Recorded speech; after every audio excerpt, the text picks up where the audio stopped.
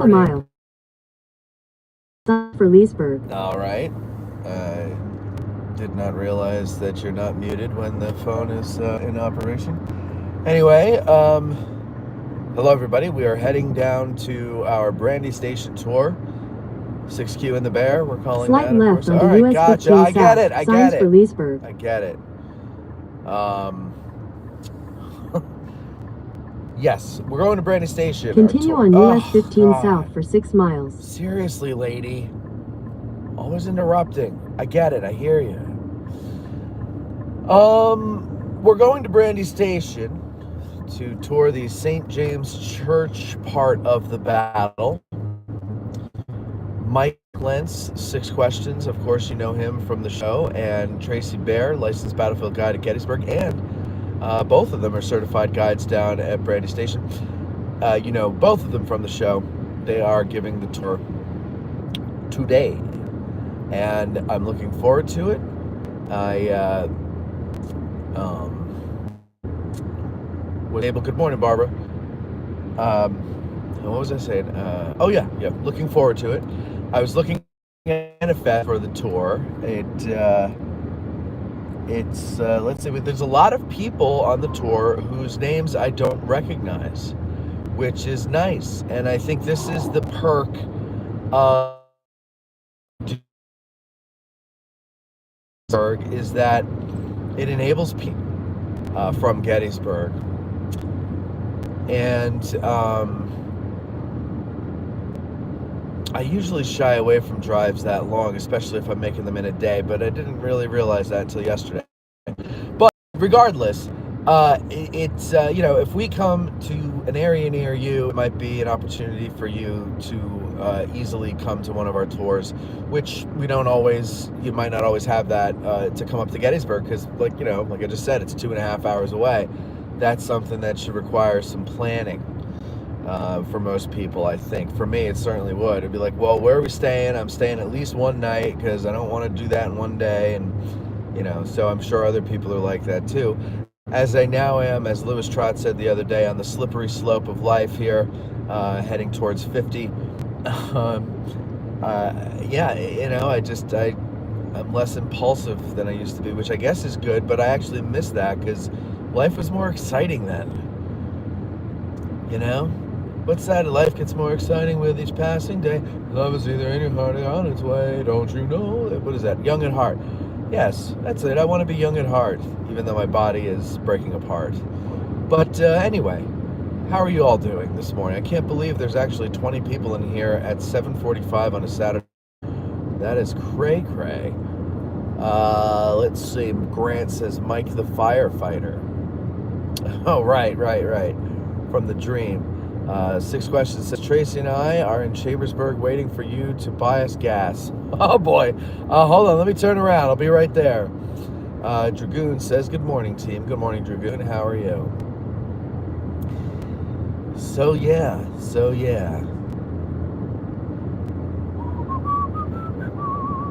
I was just watching a video. There's a guy I follow on YouTube called Rick Beato. I shouldn't say watching, I was listening. And he's a music producer, and he has a really great channel if you're interested in music at all. He breaks down songs and examines what makes them so good and how they're composed and everything. But you don't need to be a musician necessarily to appreciate it, because he gets all of the individual tracks, so he can isolate each instrument and let you hear it. And it just, as a music lover, not a musician, it'll give you a new appreciation for the music that you love. Anyway, he just recently put up his Brian Wilson video, since I don't know if you heard, Brian Wilson died. And he's talking about the song God Only Knows. He says he was interviewing Hans Zimmer, who's a famous movie composer, and he asked Hans, say Hans, what is the perfect song? And he said, God Only Knows by the Beach Boys. And so he's breaking it down in this video as to why it's such a great song. And it's funny because when he died, it seems all the tributes that people were putting up. There was a video I saw of Sting. I guess he was giving a concert the day he died or the day after he died. But it seemed like he was announcing or breaking the news to his audience. And so he said that, and he goes, so this is for him, and he started playing God Only Knows. So that's obviously a song that has moved a lot of people. And when it's broken down and, from a musical standpoint, you hear it, you realize, like, what a genius. In half a mile, at the traffic circle, take the second exit and stay on US 15 South. Can you guys actually hear? I don't know if maybe it mutes the microphone when she comes on. You might not even hear it. It sounds like I'm yelling at myself. Anyway, Brian Wilson was clearly a genius because a lot of the things that he did musically just blew other musicians away at the time, and people today still marvel at, well, what the hell was he thinking here? So, yeah, it's worth a watch. It's Rick Beato. It's basically Beato. Exit the traffic circle onto US 15 South. B-E-A- Continue on US 15 South for 16 miles. Beato. I don't need this. I know where I'm going. Okay, so yeah, and anyway. It puts you in a good mood first thing in the morning to listen to that song.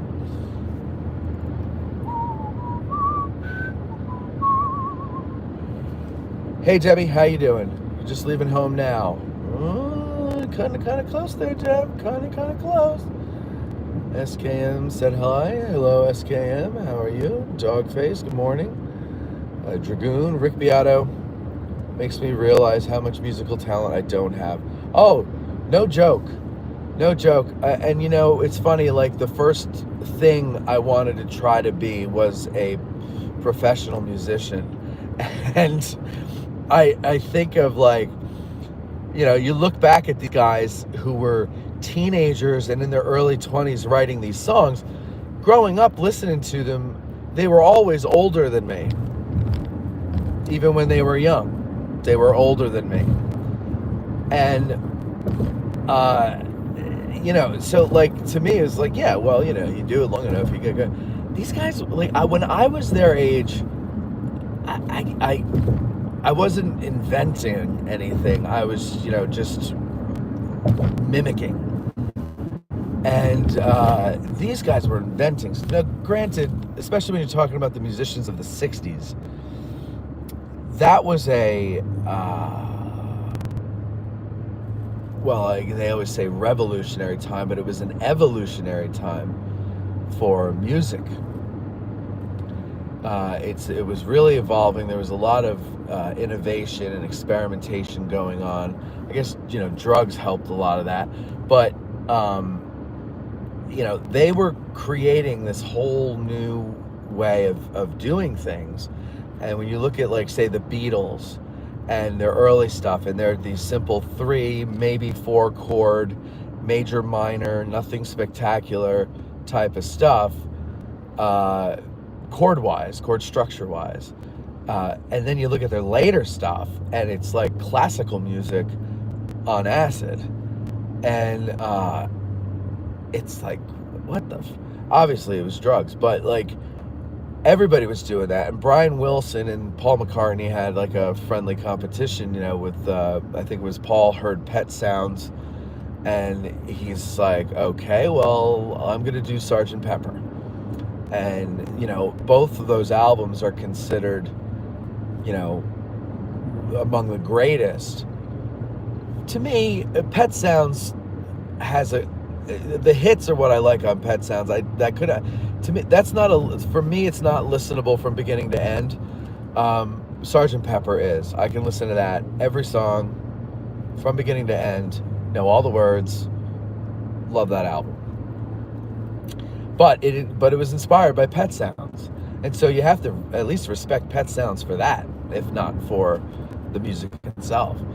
But the innovation of how he recorded all that music is there's a video that I've watched this video I don't know how many hundreds of times by now, and I discovered it over a decade ago. So it's an old video on YouTube, but it breaks down the recording of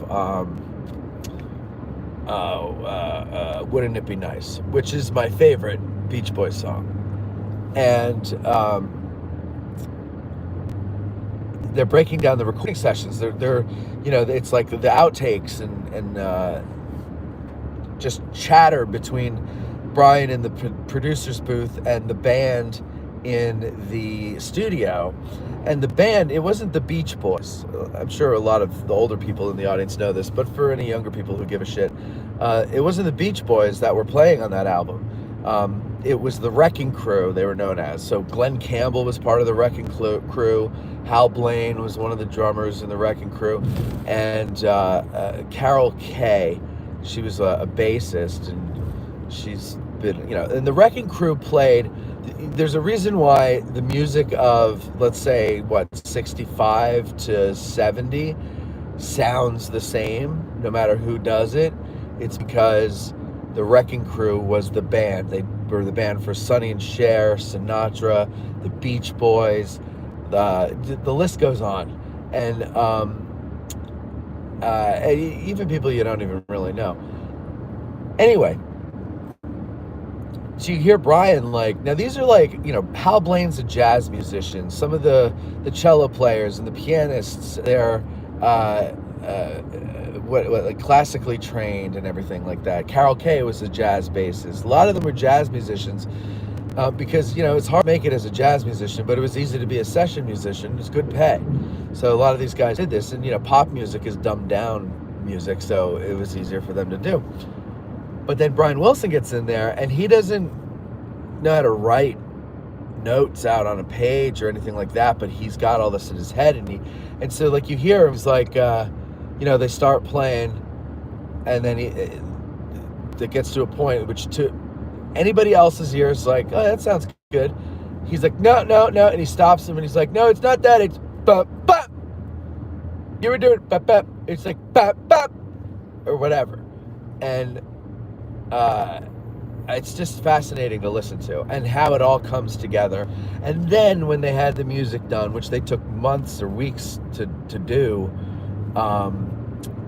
then he brings the Beach Boys in to sing, and he's got to direct them how to sing. Just really amazing guy. And you feel there's certain people like him, Sinatra's another one. I listen to his voice and the ease with which he sang, and the charisma that guy had, and you just feel like, where do these people come from? And why are there so few of them out there? They wouldn't be special if there weren't, but why the hell are there so few people like that in the world? And it's just mostly just slobs like us, Very disappointing. If I were God looking down on the world, I'd be like, I did something wrong. I got something wrong in the formula. Not enough Sinatras, too many Mac calories.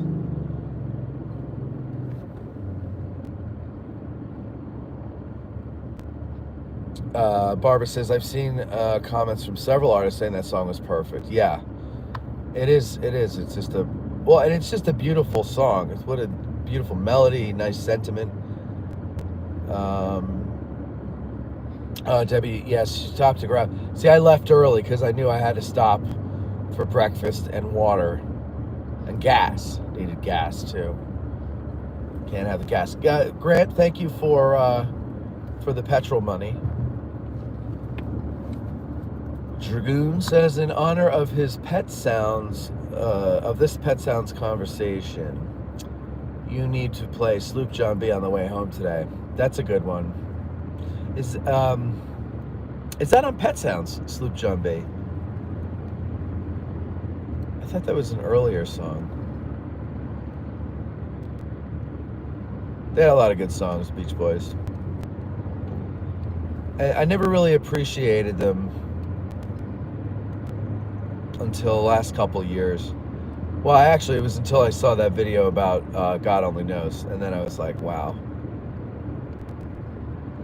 because it's all stuff that, okay, here's what's funny. So when I was, a teenager and I really got into music, a couple of my friends were also into music. And so we tried to start a band. Of course, it's legendary Money and Cigarettes. But the other guys, I'll be honest, they were a little like, I don't even know if it's insecurity or I don't know what it was, but I loved playing.